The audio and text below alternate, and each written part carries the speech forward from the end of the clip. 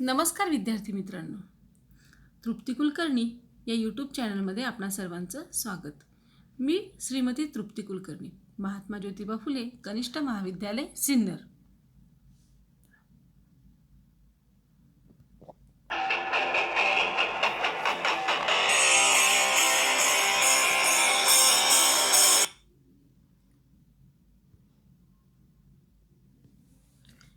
या व्हिडिओमध्ये आपण विषय राज्यशास्त्रामधील प्रकरण क्रमांक 3 1991 नंतरच्या महत्त्वाच्या संकल्पना आणि समस्या, मानवतावादी प्रश्न याचा संपूर्ण स्वाध्याय आपण पाहणार आहोत.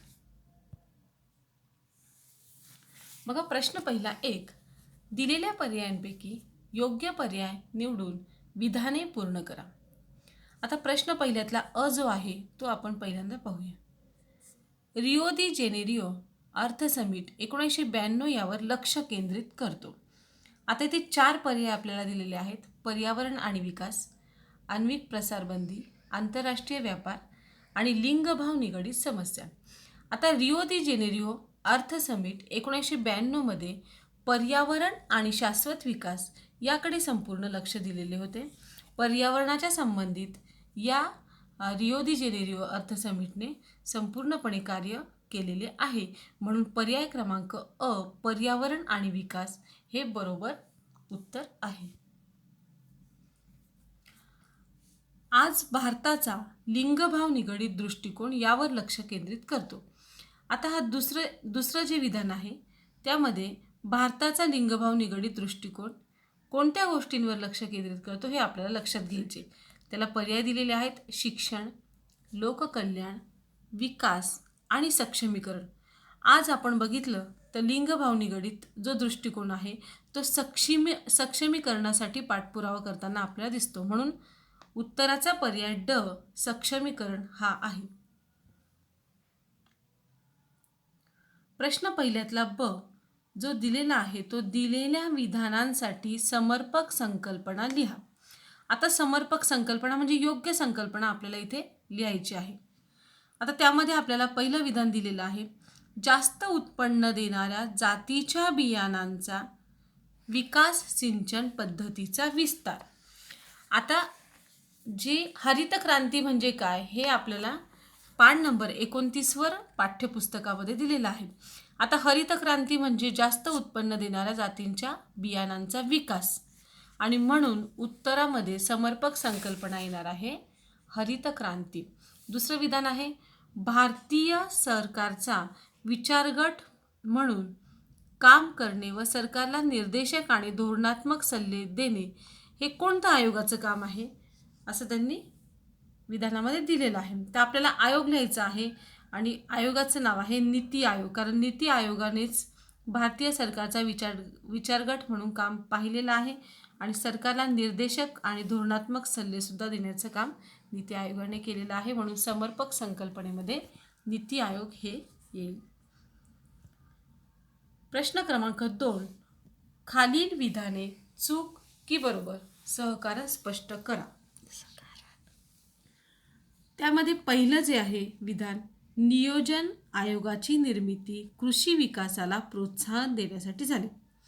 आता नियोजन आयोग जे आहे ते नियोजन आयोग लोकांचं राहणीमान उंचावण्यासाठी अनेक प्रयत्न केलेला आहे.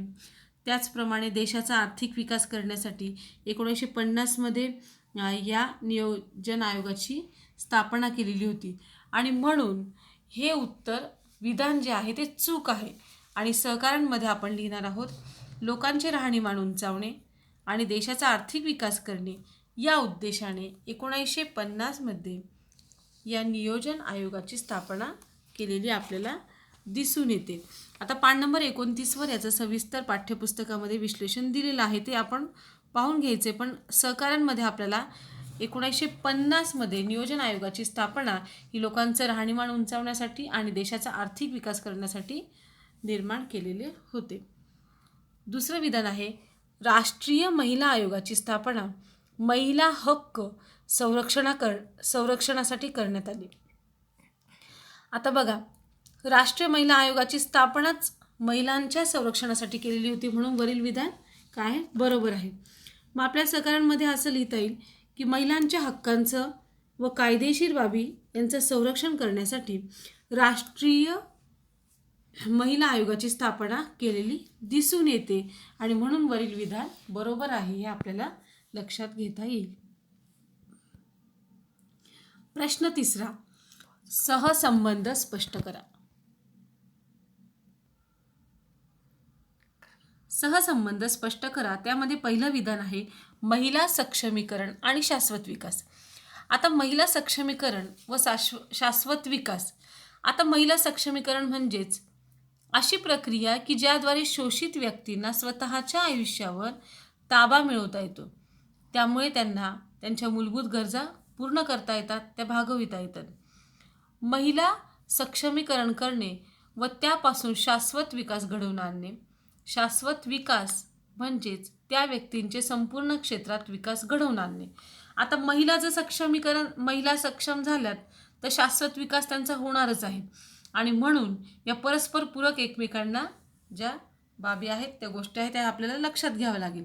महिला सक्षमीकरण केल्याने प्रत्येक क्षेत्रात महिलाच दिसून येतील आणि त्यामुळे महिला पुरुषांमधील भेदभाव नष्ट होईल आणि त्यांचा दर्जा जवळजवळ सारखाच निर्माण होईल आणि म्हणून संपूर्ण देशाचाच यामुळे विकास होणार आहे.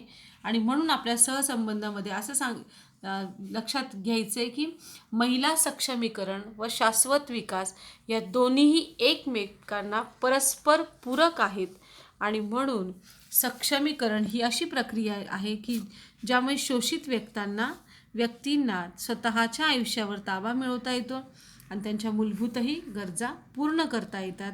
आणि महिला सक्षमीकरण व शाश्वत विकास यांचा सहसंबंध आपल्याला अशा वेगवेगळ्या पद्धतीने स्पष्ट करता येईल. यामध्ये दुसरा सहसंबंध आहे गरिबी आणि विकास. ही गरिबी आणि विकास ही संकल्पना आपण संपूर्णपणे या प्रकरण क्रमांक 3 मध्ये अभ्यासलेली आहे. आता गरिबी ही जी संकल्पना आहे ती विकासावर अवलंबून आहे. म्हणजे गरिबी जर नष्ट झाली तर विकास आपोआपच म्हणजे विकासच होणार आहे आणि म्हणून गरिबी नष्ट झाल्याशिवाय विकास होऊ शकत नाही हे आपल्याला लक्षात घ्यावं लागेल. आता गरिबी म्हणजे काय ते आपल्याला सुरुवातीला जाणून घ्यायचे की गरिबी म्हणजे नियोजन आयोगानुसार ज्या व्यक्तीला दिवसातून पुरेसे अन्न पोषण उपलब्ध होत नाही तो दारिद्र्य रेषेखाली येतो. तसेच गरिबी व विकास हे परस्पर विरुद्ध असलेली बाजू आहे. कारण ज्या देशामध्ये गरिबी असेल त्या देशाचा विकास कधीच होणार नाही आणि विकास करण्यासाठी सर्वप्रथम गरिबी ही हटवली पाहिजे. आणि ही आता सध्या तरी खूप अत्यंत कठीण बाब आहे हे आपल्याला लक्षात घेतलं पाहिजे. कारण प्रत्येक ठिकाणी जर गरिबी कमी झाली तरच विकास होऊ शकतो आणि म्हणून गरिबी म्हणजे शाश्वत जीवनासाठी मिळकतीचा आणि म्हणजे कुपोषण कमी करावं लागेल. शिक्षणाचा अभाव, शैक्षणिक जी काही गोष्ट आहे ती आपल्या त्याचा दर्जा उंचावला गेला पाहिजे. मूलभूत सेवांची कमतरता भासू न देता सामाजिक भेदभाव कमी केला पाहिजे. या संपूर्ण गोष्टी संकल्पना ही गरिबीची संपूर्णपणे नष्ट होईल याकडे लक्ष दिलं पाहिजे आणि त्याशिवाय विकास हा घडून येणार नाही. आता पुढचा जो प्रश्न क्रमांक 4 आहे ते आपले मत नोंदवा. ते आपल्याला नोंदवायचे. प्रत्येकाचं मत हे वेगळं असतं. प्रत्येकाची विचार करण्याची जी कुवत आहे ती वेगवेगळ्या पद्धतीची आहे. असा प्रश्न आहे की पर्यावरण संरक्षण ही काळाची गरज आहे. आता ही काळाची गरज आहेच कारण पर्यावरण संरक्षण हे आज खूप महत्त्वाची संकल्पना आपल्याला पाठ्यपुस्तकात दिलेली आहे आणि त्या आधारे आपल्याला प्रत्येकाचे वेगवेगळे विचार हे तिथे मांडायचे आहेत, त्याच्या उपाययोजना करायच्या आहेत. आता प्रश्न क्रमांक 5 जो आहे तो आपण पाहणार आहोत. पुढील प्रश्नाची उत्तरे लिहा. त्यामध्ये दिलेलं आहे हरित क्रांती म्हणजे काय. आता हरित क्रांती ही जी संकल्पना आहे ती अगदी आपण पूर्वीपासून पाहिलेली आहे. म्हणजेच हरित क्रांती कशासाठी केली गेली तर जास्त उत्पन्न देणाऱ्या जातींच्या बियाणांचा विकास केला गेला. कृत्रिम खतांचे व कीटकनाशकाचे वितरण तसेच सिंचनाच्या पद्धतीचा विस्तार ही क्रांती 1960 मध्ये घडून आणलेली होती. तिचे उद्दिष्ट हे कृषी उत्पादनात जास्तीत जास्त वाढ झाली पाहिजे आणि भारताला अन्नधान्यात स्वयंपूर्ण केले पाहिजे. म्हणजेच हरित क्रांती ही जी घडवून आणली ती शेतीमध्ये विकास घडवून आणण्यासाठी केली गेली. पुढचा जो प्रश्न आहे सक्षमीकरण म्हणजे काय ते सांगून सक्षमीकरणाच्या उपाययोजना सुचवा.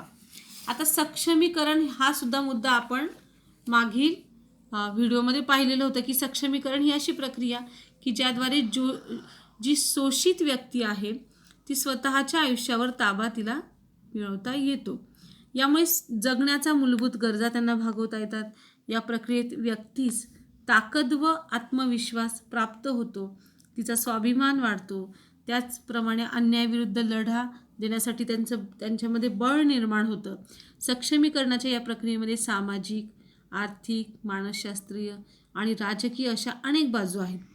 आता सक्षमीकरण ही जागतिक राजकारणामध्ये 1980मध्ये जी लिंगभाव निगडित समस्या निर्माण झालेली होती ती कमी करण्यासाठी प्रयत्न केला गेला.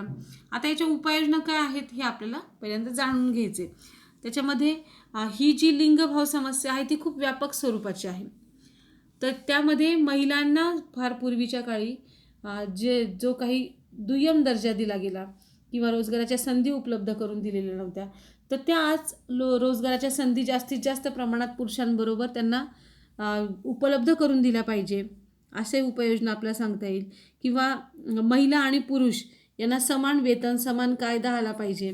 1976मध्ये संयुक्त राष्ट्रांनी जे स्त्रियांसाठीचे दशक सुरू केले त्यामध्ये समान हक्क आणि समान संधी याला जास्तीत जास्त प्रोत्साहन मिळावं यासाठी कार्यक्रम वेगवेगळे निर्माण केले गेले. तसेच महिलांना आणि बालकांना चांगले शिक्षण मिळाले पाहिजे, त्यांचं आरोग्य सुधारण्यासाठी प्रयत्न केला गेला पाहिजे, त्यांचं राजकीय याच्यामध्ये सहभाग असला पाहिजे.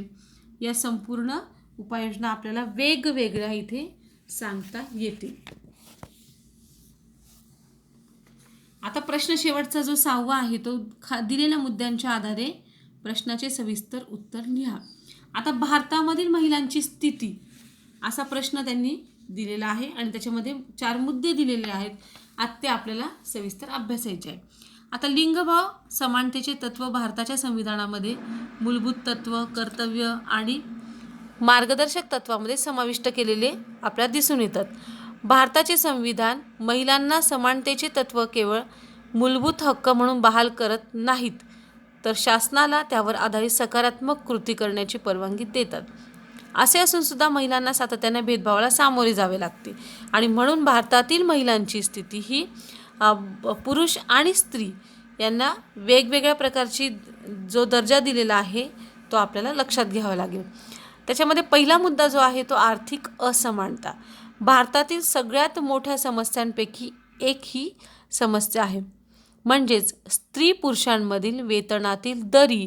त्याचप्रमाणे श्रमिकांच्या बाजारपेठेतील महिलांची टक्केवारी 28.2 इतकी कमी आहे, तर तुलनेने पुरुष 78.8 इतके आहेत. म्हणजे महिलांची टक्केवारी इथे आपल्याला कमी दिसून येते. दुसरा मुद्दा आहे तस्करी आणि शोषण. 2013 साली संयुक्त राष्ट्र मादक पदार्थ आणि गुन्हे विभागाने सादर केलेल्या अहवालानुसार भारतातील महिलांचे जबरदस्तीने विवाह करण्यासाठी तस्करी केली जात असल्याचे म्हटले आहे. यात पुढे असे नमूद केले आहे की त्यांचे बहुतेक वेळा शोषण केले जाते, त्यांचे मूलभूत हक्क डावलले जातात आणि त्यांना घरामध्ये फक्त काम करण्यासाठी लग्न केलं जातं. हे सुद्धा आपल्याला लक्षात घेतलं पाहिजे. तसेच तिसरा मुद्दा आहे साक्षरतेचे प्रमाण. महिलांचे प्रमाण हे पुरुषांच्या तुलनेत भारतामध्ये कमी दिसून येते. ते महिला या कमी साक्षर आहेत पुरुषांच्या तुलनेत. 2011मध्ये जी जनगणना झालेली होती त्यांच्या अहवालानुसार 82.14% पुरुषांचे साक्षरतेचे प्रमाण आहे आणि महिलांचे 65.46 इतके आहे. शेवटचा मुद्दा आहे राजकीय प्रतिनिधित्व. भारताला स्वातंत्र्य मिळाल्यापासून संसदेमध्ये आणि राज्यातील विधानमंडळाचे महिलांचे असलेले अत्यल्प प्रमाण ही समस्यासुद्धा इथे भारतामध्ये भेडसावते. म्हणजेच भारतातील महिलांची स्थिती ही लिंगभावानुसार पुरुष आणि स्त्रिया यांमध्ये भेदभाव झालेला दिसून येतो आणि ते आपण सविस्तर ह्या प्रश्नाद्वारे अभ्यासलेले आहे. आपण प्रकरण क्रमांक 3चा संपूर्ण स्वाध्याय इथे पाहिलेला आहे. पुढच्या व्हिडिओमध्ये आपण प्रकरण क्रमांक 4 समकालीन भारत, शांतता, स्थैर्य आणि राष्ट्रीय एकात्मतेसमोर आव्हाने यामधील काही टॉपिक अभ्यासणार आहोत. धन्यवाद.